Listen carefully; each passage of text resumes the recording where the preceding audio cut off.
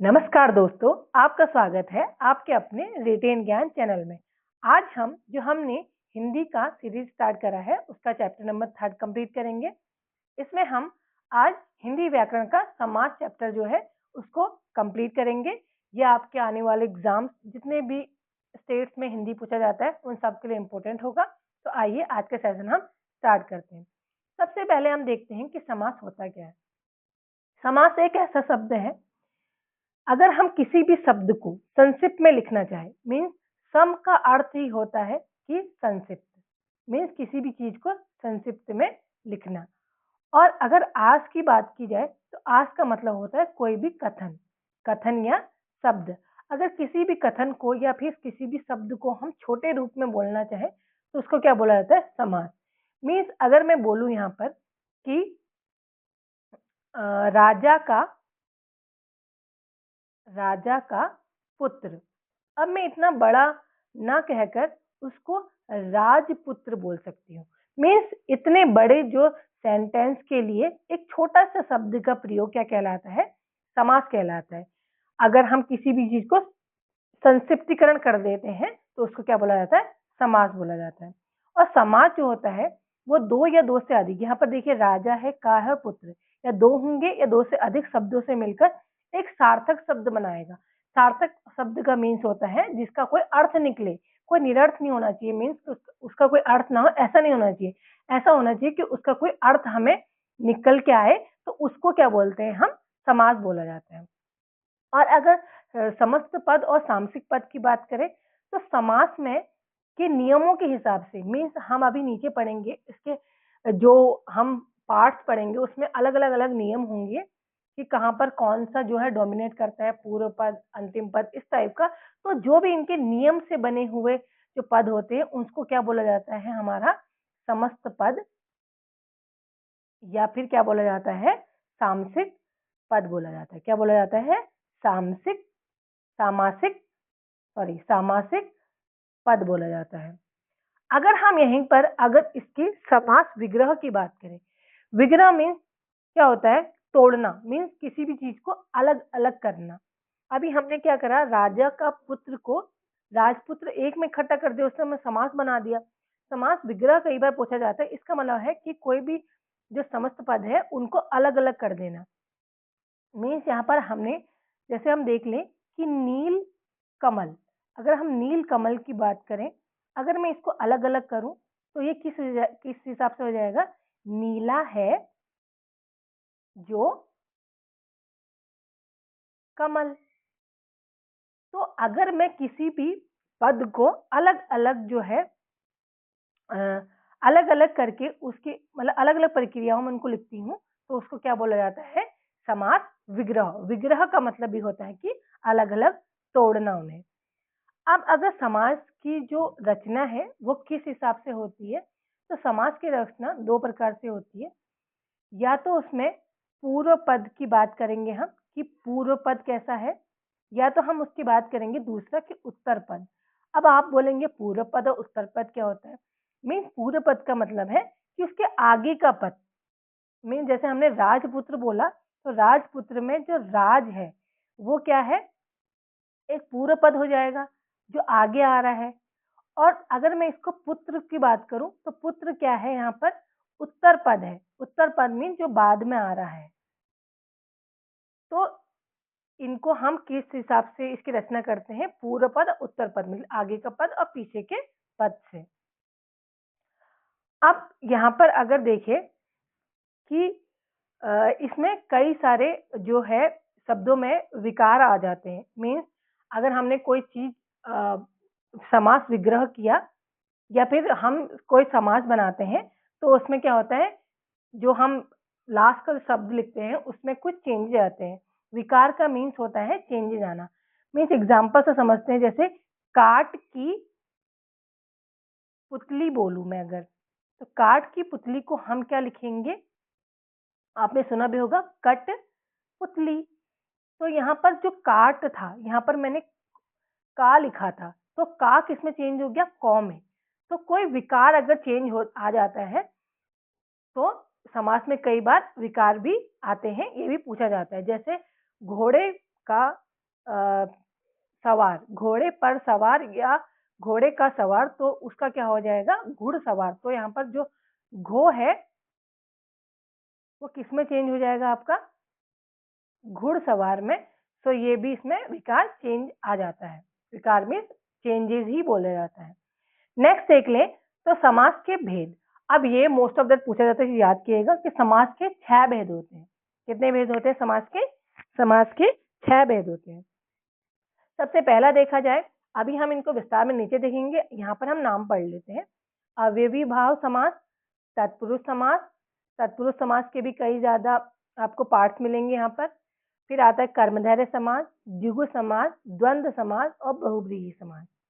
अब हम इनको एक एक करके देखते हैं कि इनसे रिलेटेड जो क्वेश्चन आता है वो इस टाइप का आता है कि कोई शब्द आपको दे दिया जाएगा, आपको ये बताना होगा कि इसमें कौन सा समास छिपा हुआ है। तो अब जो हम इनकी प्रधानता के आधार पर वर्गीकरण करेंगे इनका, ये इम्पोर्टेंट हो जाता है, क्योंकि इससे आप आसानी से पता कर लेंगे कि कौन सा पद कौन सा समास है। मीन जैसे अगर हम फर्स्ट देखें तो जिसमें अगर पहला पद मीन्स अभी मैंने आपको पद का 2 पदों का जो है उत्तर पद और पूर्व पद देखा था। तो जिसमें भी पूर्व पद प्रधान होगा वो अव्ययी भाव में आएगा। अगर पीछे का पद उत्तर पद प्रधान होता है तो तत्पुरुष, कर्मधारय और द्विगु समास में आएगा। द्वंद्व से ही लग रहा है कि द्वंद्व में क्या होगा, दोनों चीजें बराबर होंगी। मीन जो उत्तर पद है और जो पूर्व पद है वो दोनों की दोनों क्या होंगी, बराबर। और अगर हम बहुव्रीहि में देखें तो इसमें ना तो उत्तर पद प्रधान होगा ना ही जो है पूर्व पद प्रधान होगा, इसमें किसी और ही जो है तीसरे प्रधान की बात की जाएगी। तो आई होप को समझ में आया होगा।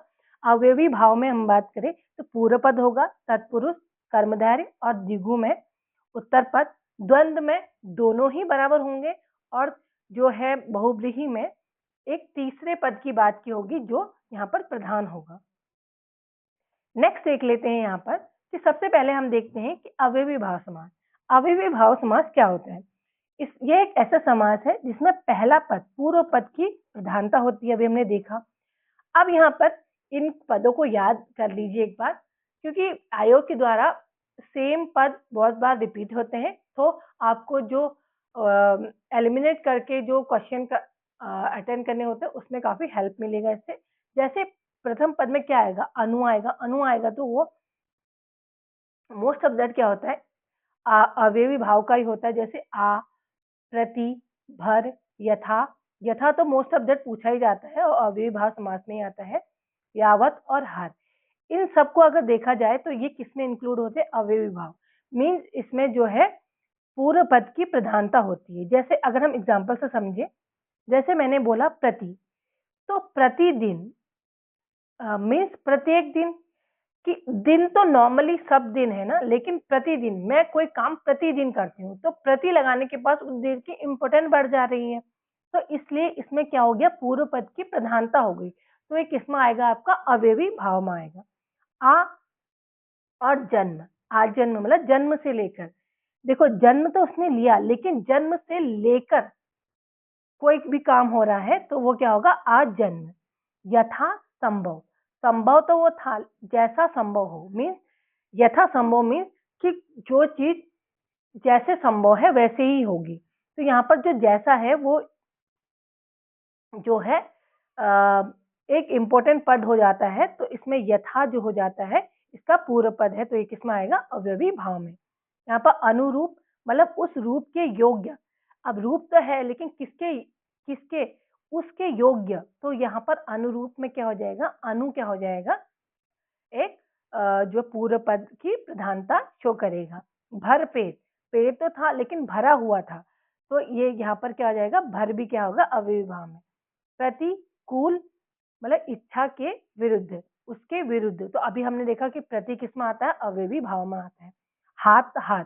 और हाँ एक और चीज, अगर कहीं पर रिपीटेशन हो रही है, मीन्स कोई भी चीज दोबारा दोबारा दोहराई जा रही है, जैसे हाथ, हाथ, तो कोई भी चीज अगर 2 बार दोहराई जा रही है तो वो भी किस में आता है, आपका अव्ययी भाव में। जैसे बार बार, हाथ, हाथ, तो ये सब एग्जाम्पल किस में आ जाते हैं, अव्ययी भाव में।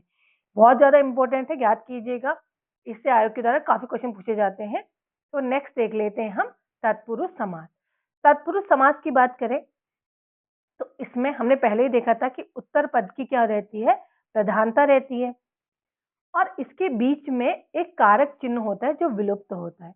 अब कारक चिन्ह आप बोलेंगे कौन कौन से होते हैं, आपने सुना ही होगा कि कर्ता ने कर्म को करण से, संप्रदान को अपादान से, संबंध काके की, नाने ने, अधिकरण में, पर, संबोधन हे, हो, अरे, ये सब जो पद हैं इसमें जो है कर्ता को हटाकर जितने भी पद हैं, मीन्स जैसे कर्म हो गया, यहाँ लिख लेती हूँ आपको अच्छे से समझ में आएगा। जैसे कर्म में क्या लगता है, को, करण को, इसका भी एक चैप्टर हम आपके लिए लेके आएंगे, अभी थोड़ा सा ऊपर ऊपर समझ लीजिए। संप्रदान आपने बचपन में भी ये पढ़ा होगा, को, आपादान से, आपादान से मीन्स अलग होने वाला से, संबंध काके की या फिर नाने नी। अधिकरण की बात करें तो मैं या पर, अधिकरण में क्या आता है, मैं या पर। और संबोधन, संबोधन जब हम किसी को संबोधित करते हैं, जैसे हम बोलते हैं हे भगवान, तो हे, अरे, इस अरे क्या हो गया, इस टाइप का। तो ये जो चिन्ह है, इन सब चिन्हों के साथ ही हम तत्पुरुष समास को अलग अलग पार्ट्स में डिफाइन करेंगे।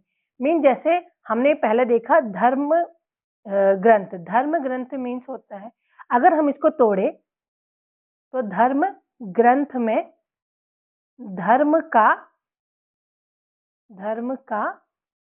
ग्रंथ, तो यहाँ पर का, और अभी हमने देखा था का किस में आता है, संबंध में, तो ये किस में आ जाएगा आपका, तत्पुरुष समास में। तो इसके जितने भी कारक हैं, कारक चिन्ह जो है वो इसके अंदर होते हैं। जैसे रचना को करने वाला रचनाकार, यहाँ पर को आ गया, तो को हमने देखा था कि कर्म में आता है, संप्रदान में आता है, या फिर राजकुमार, राजा का कुमार जो है, तो का आ गया, तो का भी हमें संबंध में आता है। इस टाइप से हम इसके कितने भेद पढ़ेंगे, यहाँ पर 6, क्योंकि जो कारक चिन्ह होते हैं वो यूजुअली 7 होते हैं, लेकिन यहाँ पर हम कर्ता नहीं लेते, कर्म से स्टार्ट करते हैं, तो ये 6 हो जाएंगे। सबसे पहले हम देखेंगे कि कर्म, अभी हमने देखा था कि कर्म में क्या छुपा रहता है, को, तो इन सब में को जो होगा छुपा रहेगा। जैसे गगन चुंबी, गगन को चूमने वाला, तो यहाँ पर को, तो ये किसमें आ जाएगा आपका, यह आ जाएगा आपका तत्पुरुष समास में। और अगर यश प्राप्त, यश को प्राप्त, को हमने देखा था संप्रदान में आ रहा था, तो को से ही किसमें आ जाएगा, तत्पुरुष समास में। चिड़ी माँ, चिड़िया को मारने वाला, यहाँ पर भी को आ रहा है। ग्रामगत, ग्राम को गया हुआ को। जेब कतरा, जेब को कतरने वाला। रथ चालक, रथ को चलाने वाला, तो को से यहाँ पर सब किसमें आ जा रहे हैं, ये आ रहे हैं आपका कर्म तत्पुरुष में। कई कई डायरेक्ट तत्पुरुष समास पूरा जाता है, कभी कभी हार्ड पेपर बनाने के लिए अंदर से भी क्वेश्चन बन जाते हैं। अब नेक्स्ट देख लेते हैं करण। करण की बात करें तो हमने देखा था कि से होता है इसमें, जैसे एग्जाम्पल करुणा पूर्ण, तो करुणा से पूर्ण, तो यहाँ पर क्या आया, से। सुर रचित, सुर द्वारा रचित, तो यहाँ पर से और द्वारा दोनों ही यूज होता है, जो हमने अभी करण देखा था, करण से या द्वारा, मतलब किसी के द्वारा या किसी से जो है। ये आपको जब कारक चिन्ह पढ़ाए जाएंगे तब पूरी तरह से डिफाइन किया जाएगा, इसकी वीडियो आपके लिए जल्दी लाई जाएगी। जैसे अब अगला देख लेते हैं पद दलित, पद से दलित, तो से किसमें आ गया आपका, कारक जो है करण तत्पुरुष से। मनचाह, मन से चाह, यहाँ पर भी से आ रहा है। मंदात, मंद से अंधा। शोकग्रस्त, शोक से ग्रस्त, तो सब में से आ रहा है। रेखांकित, रेखा से अंकित। भयाकुल, भय से आकुल, तो यहाँ पर किसकी, कौन सा कारक विलुप्त था, से, तो से कौन सा पता चलता है, करण कारक। नेक्स्ट देख लेते हैं संप्रदान कारक। जैसे जैसे हमने लिखा था इसको फर्स्ट सेकंड थर्ड हम बोलते हैं, तो ये चतुर्थ में आ जाते हैं हम। यहाँ पर आता है के लिए, किसी चीज के लिए, जैसे प्रयोगशाला, तो प्रयोग के लिए शाला, तो यहाँ पर क्या आ रहा है के लिए, तो के लिए किसमें आता है संप्रदान तत्पुरुष में। हथ घड़ी, हाथ के लिए घड़ी, तो जो हाथ में पहने जाने वाली घड़ी होती है उसके लिए बात करी जा रही है। परीक्षा भवन, परीक्षा के लिए भवन, परीक्षा देने के लिए भवन, तो के लिए से कहाँ पर पता चल रहा है संप्रदान तत्पुरुष से। डाक घड़ी, डाक के लिए घड़ी, देशभक्ति, देश के लिए भक्ति, गौशाला, गौ के लिए शाला, यज्ञशाला, यज्ञ के लिए शाला, और स्नान गृह, स्नान के लिए गृह। तो यहाँ पर कौन सा चिन्ह जो है विलुप्त था के लिए। नेक्स्ट देख लेते हैं अपादान। अपादान का मतलब होता है अलग होने के भाव से, किसी चीज से अलग होना। मीन्स धनहीन, मतलब धन से अलग, मतलब धन से हीन। तो यहाँ पर कौन सा कारक चिन्ह आ गया से किसमें आता है अपादान तत्पुरुष में। जलहीन, जल से हीन। देश निकाला, देश से निकाला। पाप मुक्त, पाप से मुक्त। पदच्युत, पद से च्युत। गुणहीन, गुण से हीन, मतलब जो गुणों से हीन हो, जिसमें गुण हो ही ना। पथ भ्रष्ट, पद से जो भ्रष्ट हो। ऋण मुक्त, जो ऋण से मुक्त हो। जो से होगा ऐसा से जिससे हमें अलग होने का जो ज्ञान होता है, उससे उसमें क्या आएगा अपादान तत्पुरुष। नेक्स्ट देख लेते हैं हम अपना पांचवा, तो इसमें आता है संबंध। संबंध मतलब जो किसी से हमारा संबंध प्रकट करे कि उससे कौन सा संबंध है। तो इसमें कौन कौन सा आ जाएगा का, के और की। तो जैसे यहाँ पर राजा का पुत्र राजपुत्र, यहाँ पर कौन सा है का आया। विद्या का सागर विद्यासागर, राजा का कुमार राजकुमार, ग्रह का स्वामी गृह स्वामी, पर के अधीन पराधीन, शिव का आलय शिवालय, राजा की आज्ञा राजाज्ञा, देश की रक्षा और देश रक्षा। तो इसमें कौन सा कारक आया का, के और की। तो ये कारक किसमें आते हैं आपके संबंध तत्पुरुष में। नेक्स्ट देख लेते हैं हम, ये जो है तत्पुरुष समास का लास्ट होगा। इसमें क्या है, इसमें मैं और पर,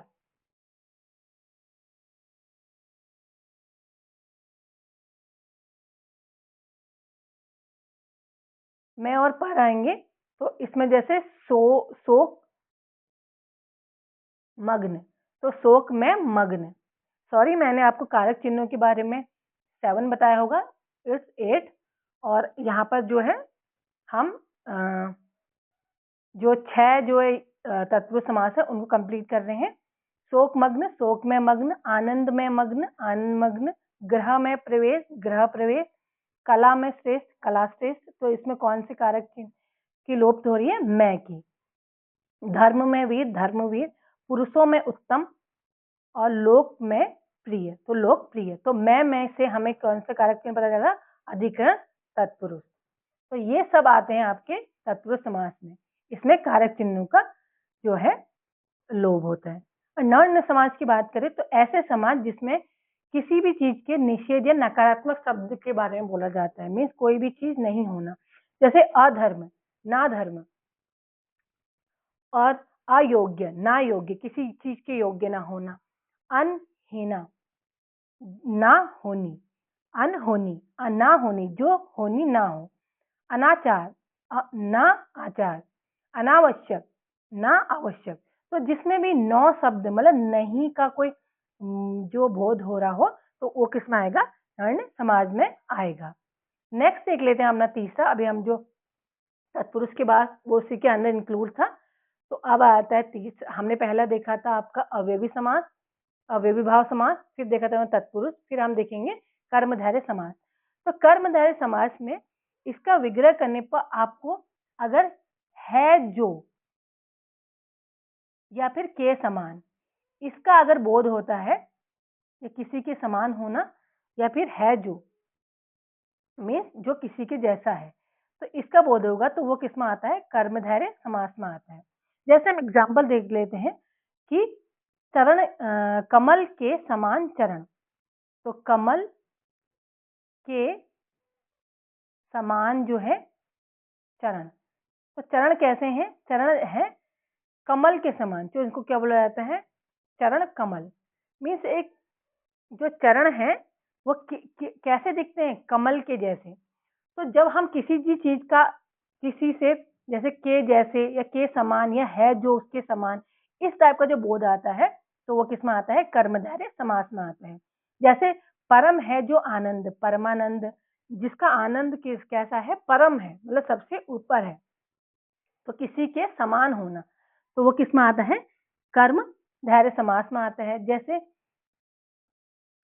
आधा है जो मरा, मीन्स आधा मरा हुआ जैसा है, तो कैसा है, अधमरा, मतलब किसी के जैसे होने का बोध हो रहा है। महान है जो पुरुष, महापुरुष, क्योंकि यहाँ पर भी कैसा है पुरुष, महान। नीला है जो कंठ, नीलकंठ। महा है जो देव, महादेव। और लाल है जो मणि, लाल मणि। तो इस टाइप का जब हमें किसी के जैसे होने का या किसी के समान होने का बोध होता है तो किस में आता है, कर्मधारय समास में आता है। इसके अदर एग्जाम्पल्स भी हैं, अब देख लीजिएगा। नेक्स्ट देख लेते हैं हम द्विगु समास। द्विगु समास ऐसे समास होते हैं जिसमें जिसमें हम किसी संख्या का बोध कराते हैं, मीन्स इसमें कोई नंबर हमें दिखाई दे रहा हो, उसको हम क्या बोलते हैं, द्विगु समास, मीन्स कोई संख्या दिखाई दे रही हो। जैसे 7 सिंधुओं का समूह, तो सप्त सिंधु, मीन्स यहाँ पर जो 7 से पता चल रहा है कि कितने हैं, 7 नंबर्स में है, तो हमने बोला संख्या का बोध होता है, किस में आता है, द्विगु समास में। 3 रंगों का समूह, मतलब 3 से यहाँ पर पता चल रहा है कोई संख्या डोनेट कर रही है। 3 कोणों का समाग्रह, त्रिकोण। 7 दिनों का सप्ताह, समूह, सप्ताह। 5 मणियों का समूह, पंचमणि। तो जब भी हमें किसी भी, जैसे 2 पहियों का समूह, 2 पहरों का समूह, 2 पहर, तो इनसे हम अगर किसी भी चीज की संख्या का बोध होता है तो किस में आता है, द्विगु समास में। आई होप आपको समझ में आया होगा। द्वंद्व समास की बात करें तो हमने पहले ही देखा था, जहां पर दोनों की दोनों जो है प्रधान होंगे, मीन्स जैसे नदी और नाले, या फिर सुख और दुख। तो सुख और दुख दोनों में ही क्या होती है, दोनों ही अपने आप में इंपॉर्टेंट है, तो यहाँ पर जो हो जाएगा वो हो जाएगा द्वंद्व, मीन दोनों ही अपने आप में महान है या फिर बड़े हैं, प्रधानता दिखाते हैं, तो वो किस में आ जाएंगे, आपका द्वंद्व समाज में। अब यहाँ पर इसकी पहचान कैसे करेंगे, इसकी पहचान की जाएगी जैसे पर, और, एवं और या, इन सब चीजों से, या अथवा, इन सब चीजों से इसकी पहचान की जाएगी। जैसे हम एग्जाम्पल में देखें, नदी और नाले, नदी नाले मीन्स डैश से इसे डोनेट किया गया, लेकिन डैश से भी डोनेट किया जाता है और पूरा भी लिखा जाता है, जैसे पाप और पुण्य, बुरा और भला, आचार और विचार, नाक और कान, और आए हैं, या फिर या आएगा या एवं आएगा, तो इससे क्या पता चलता है, द्वंद्व समास के बारे में हमें पता चलता है। और यहाँ पर कभी कभी जो हमारा योजक चिन्ह है वो भी लगा होता है। आप, आई होप आपको पता हो योजक चिन्ह क्या है। जैसे मैं लिखती हूँ गुण डैश दोष, तो ये जो बीच में हमने डैश लगाया इसको क्या बोला है, योजक चिन्ह। तो इससे भी हम अपने द्वंद्व समास को पहचानते हैं। अब आता है बहुब्रीहि समास। बहुब्रीहि समास ऐसा समास होता है जिसमें दोनों प्रधान नहीं होते, बल्कि किसी और चीज की बात की जाती है। जैसे लंबा है उदर जिसका, तो किसका है लंबा उदर, तो किसका है, गणेश जी का जो है उदर क्या होता है, लंबा होता है। तो इसमें हम देख लेंगे कि यहाँ पर किसी तीसरे बंदे के बारे में ये बोला गया है, तो ऐसी चीज में क्या आ जाता है, आपका बहुब्रीहि समास आ जाता है। जैसे दशानन, 10 है आनंद जिसके, रावण की बात की जाती है। चक्र पाणी, चक्र है पानी में जिसके, किसके पानी में चक्र होता है, विष्णु जी की, तो यहाँ पर किसकी बात की गई है, विष्णु जी की बात की गई है। महावीर, महान वीर है जो, तो कौन है वो, हनुमान। चतुर्भुज, 4 हैं भुजाएं जिसकी, जो किसकी 4 भुजाएं हैं, विष्णु जी की। प्रधानमंत्री, मंत्रियों में प्रधान है जो, तो कौन है मंत्रियों प्रधान, प्रधानमंत्री। पंकज, पंख में पैदा हो जो, तो पंख में कौन पैदा होता है, कमल पैदा होता है। नीलंबर, पीतांबर, पीत है अंबर जिसका, तो कौन है, कृष्ण जी। निशाचर, मीसा में चरने वाला मीन्स राक्षस। तो जब किसी तीसरे बंदे की बात की जाएगी तो वहां पर क्या आ जाता है, आपका बहुब्रीहि समास आ जाता है। अब अगर इनके हम आप कंफ्यूज कर रहे होंगे कि बहुब्रीहि समास और कर्मधारय समास दोनों में जो है क्या अंतर है, दोनों तो सिमिलर दिखाई दे रहे थे। तो इसमें बेसिकली क्या होता है, कर्मधारय में क्या होता है, किसी भी पद की जो विशेषण और उपमा, विशेषण मीन्स होता है कि जब कोई जैसे संज्ञा और सर्वनाम शब्द की जो विशेषता बताता है उसको विशेषण कहते हैं। और विशेष्य, जिसमें विशेषण और विशेष्य दोनों होते हैं, मीन्स विशेष वो शब्द होता है जिसके बारे में बोला गया हो। मीन्स आपको मैं अभी एग्जाम्पल से समझाती हूँ। अगर मैंने लिखा कि सीता सुंदर है, सुंदर है, तो सीता सुंदर है में सीता जो है वो क्या है, विशेष्य, और सुंदर मीन्स है, सुंदर जो लिखा है वो है विशेषण। विशेषण होता है जो किसी की विशेषता में, सीता कैसे सुंदर, तो सुंदर यहाँ पर विशेषण हो गया, मतलब किसी संज्ञा सर्वनाम की विशेषता बताई गई है। और जो सीता है जिसके बारे में ये बात की गई है वो विशेष्य होता है, मीन्स जिसके बारे में बोला गया है विशेष्य है, और उसके बारे में जो बोला गया मीन्स जो सुंदर है तो वो क्या हो जाता है, विशेषण हो जाता है। तो जब इन दोनों का जो मीन्स अगर किसी भी जो सेंटेंस में विशेषण और जो विशेष्य है उसके बारे में बोला जाएगा तो वो कर्मधारय समास में आता है। और बहुब्रीहि समास में ऐसे पद होते हैं जिसमें हम किसी भी जो किसी भी जो समस्त पद है उसमें उसकी पूरी ही बात की जाती है। जैसे एग्जाम्पल से समझिए, तो नीलकंठ, तो नीला है कंठ जिसका, वो कौन है, शिव है। तो यहाँ पर पूरा का पूरा सेंटेंस किसको डोनेट है, शिव को। लंबा है उदर जिसका, तो यहाँ पर पूरा का पूरा सेंटेंस किसका डोनेट है, गणेश जी को। जब पूरा का पूरा सेंटेंस किसी को डोनेट होता है तो बहुब्रीहि में आता है। लेकिन कर्मधारय में ऐसे आते हैं जैसे वो किसी के समान हो, मतलब जैसे नीला है जो कंठ, मीन्स वो कंठ जो है नीला है उसके समान, किसी के समान है, तो उसमें यहाँ पर विशेषण और विशेष्य के बारे में बोल, विशेष्य जो है वो दोनों ही प्रेजेंट होते हैं, तो वो किस में आता है, आपका कर्मधारय समास में आते हैं। तो आई होप आपको समझ में आया होगा।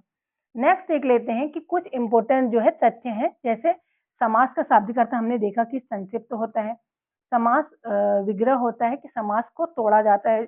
जब विग्रह का मतलब ही होता है कि पदों को अलग करने वाला। अव्ययीभाव समास में हमने देखा था कि पूर्व पद प्रधान होता है, तत्पुरुष में कौन सा होता है, उत्तर पद, द्वंद्व में कौन सा होता है, दोनों पद प्रधान होते हैं। और जिन पदों में पूर्व पद और उत्तर पद गौण होते हैं और तीसरे पद की बात की जाती है किसमें आते हैं, बहुब्रीहि में। और जिहु में हमने संख्यावाचक जिसमें संख्याएं बोली जाती है उस पर बात करी थी। और अव्ययी भाव समास समस्त पद वाक्यों में क्रिया विशेषण का कार्य करता है। मीन्स जो अव्ययी भाव समास है हमारे, वो समस्त पद जो है क्रिया विशेषण की तरह कार्य करते हैं कि किसी कार्य की जो विशेषता बताता है उस हिसाब से काम करता है। और तत्पुरुष समास में पूर्व पद गौण और उत्तर पद प्रधान होता है, यह हमने आगे पढ़ लिया है। तो आई होप आपको वीडियो पूरी समझ में आई होगी, अच्छी लगी होगी। अगर आपको वीडियो पसंद आती है तो वीडियो को लाइक करें, सब्सक्राइब करें। Thank you for watching. जय हिंद, जय भारत।